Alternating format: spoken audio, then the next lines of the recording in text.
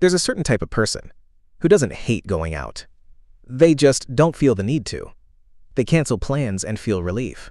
They choose quiet over noise. They enjoy their own space more than crowded environments.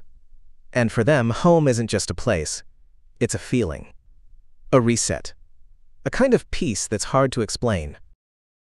Most people assume this is just introversion. But that's not entirely true. Because loving to stay at home isn't only about being quiet or shy. It's deeper than that. It's psychological. For some people, home represents something very specific. Control. Outside, things are unpredictable. Conversations are uncertain. Environments change.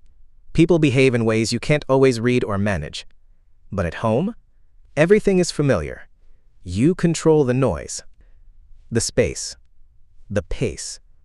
And that sense of control creates something powerful. Safety. This is where the brain comes in. Your mind is constantly scanning for threat and comfort. Not just physical danger, but emotional discomfort too. Judgment, awkwardness, social pressure. For some people, social environments subtly activate stress responses. And when that happens repeatedly, the brain starts associating outside equals effort and home equals relief. So naturally, it begins to prefer what feels easier. But it's not just about avoiding stress. It's also about how certain minds recharge. Some people gain energy from interaction. Others lose it. For those who lose energy socially, being around people isn't just fun, it's mentally expensive.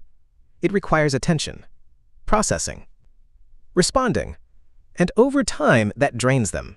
So when they go home, they're not escaping. They're recovering. There's also an emotional layer to this. For many people, home becomes a regulated environment. A place where they can fully be themselves without adjustment. No performing.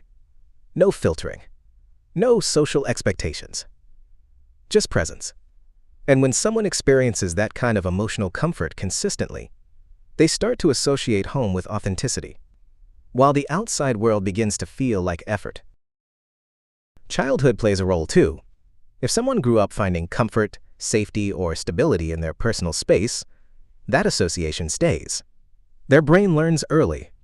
This is where I'm okay. So as they get older, that pattern doesn't disappear. It deepens. Home becomes more than a location. It becomes a psychological anchor.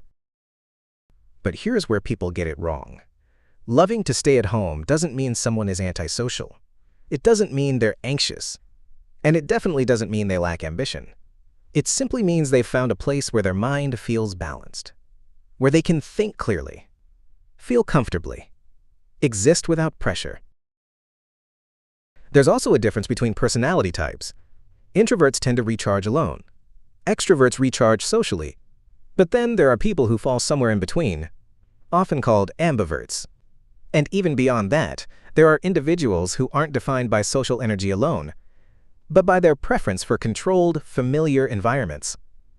These are people who might enjoy going out occasionally, but still choose home most of the time. Not because they can't engage with the world, but because they don't need to, constantly. Modern life has made this even more noticeable. With constant stimulation, social media, expectations, and noise, the outside world has become more demanding than ever. So for some people, choosing home isn't withdrawal. It's intentional balance, a way to protect their mental energy. And maybe that's the real point. People who love staying at home aren't necessarily avoiding life. They're choosing the version of it that feels most stable to them. A quieter version. A slower version. A more controlled version. Because for them, home isn't where they go to hide. It's where they go to feel like themselves.